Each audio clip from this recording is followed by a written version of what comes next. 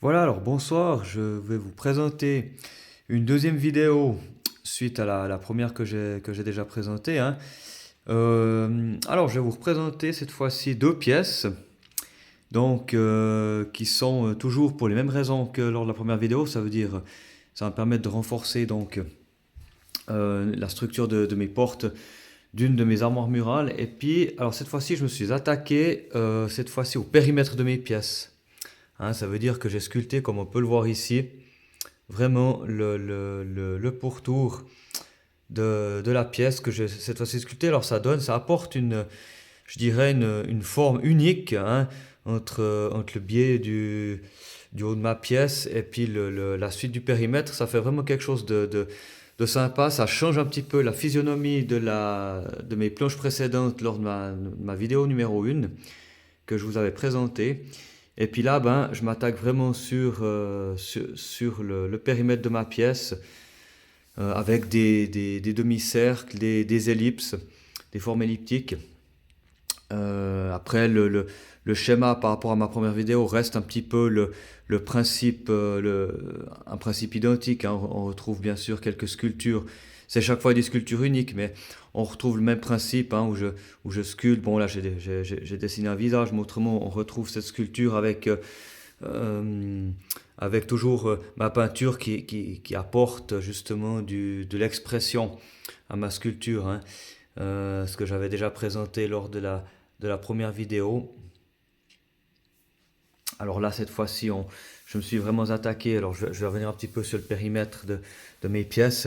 Ces pièces seront bien évidemment fixées avec une inclinaison, avec un biais. Donc ici, on retrouve par exemple le biais d'une de mes pièces avec deux formes en demi-cercle, ce qui donne ici, on voit bien une pointe avec un profil qu'on voit un petit peu ici, hein, un profil en arrondi avec le biais en bas une petite sculpture que ma mèche apporte, où là c'est droit au départ, mais après on retrouve un arrondi et puis un biais. On retrouve ce même schéma un petit peu ici, c'est peut-être un peu plus lisible ici, hein.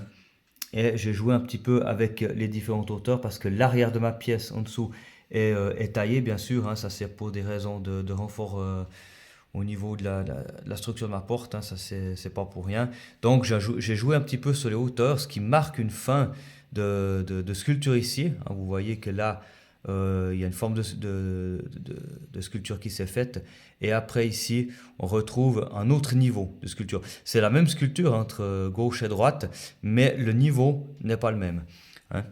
Donc là, ça vous laisse voir que là, j'ai fait ce même niveau jusqu'à cette partie-là, voilà, ici.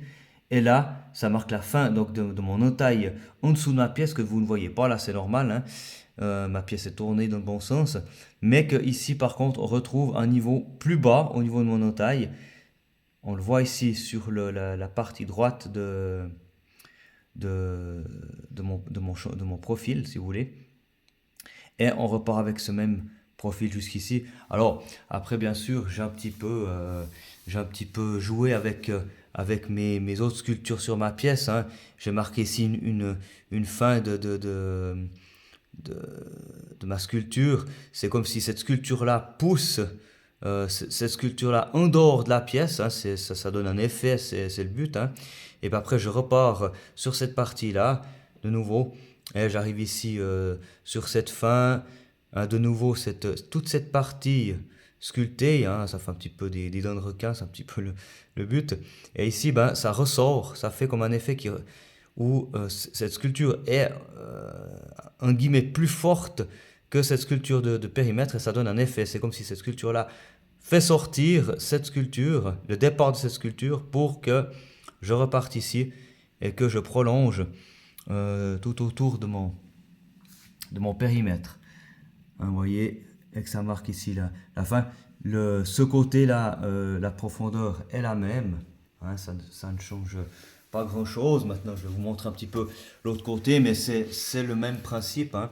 On retrouve le même schéma. La hauteur, je suis resté sur le même principe. Après ici, j'ai marqué une fin de parcours, entre guillemets, et puis pour faire un chanfrein tout simple, hein.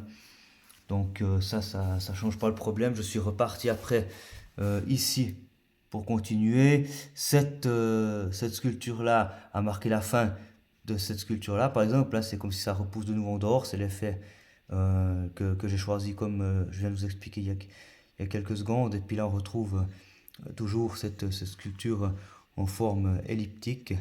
Et puis là, ici, la fin de ma pièce où là, j'ai juste fait une longue forme. Une longue forme ici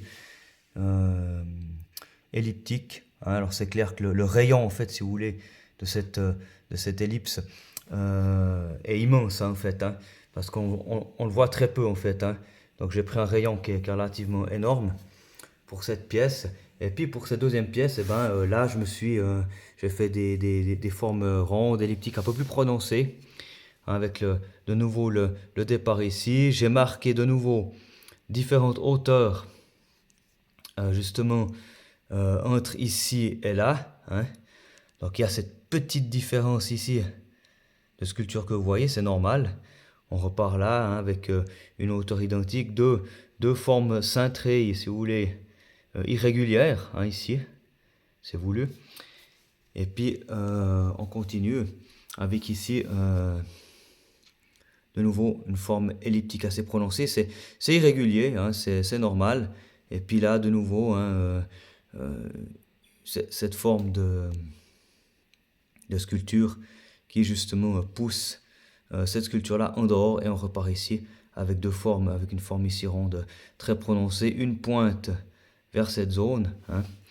Et puis là, ça marque, et ben, après aussi ici, on part sur un effet cintré irrégulier, une petite pointe ici, pour finir où j'ai sculpté relativement, on va dire droit, jusqu'à cette partie-là. Et là, ça finit en guillemets un triangle. Et ça, par rapport au biais de ma pièce. Voilà un petit peu pour ces quelques explications.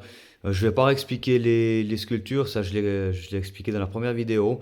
Là, je tiens à démontrer uniquement la différence en sculptant le périmètre de mes pièces, hein. Donc ça apporte une autre dimension à la sculpture de ces pièces pour renforcer en fait la structure de mes portes.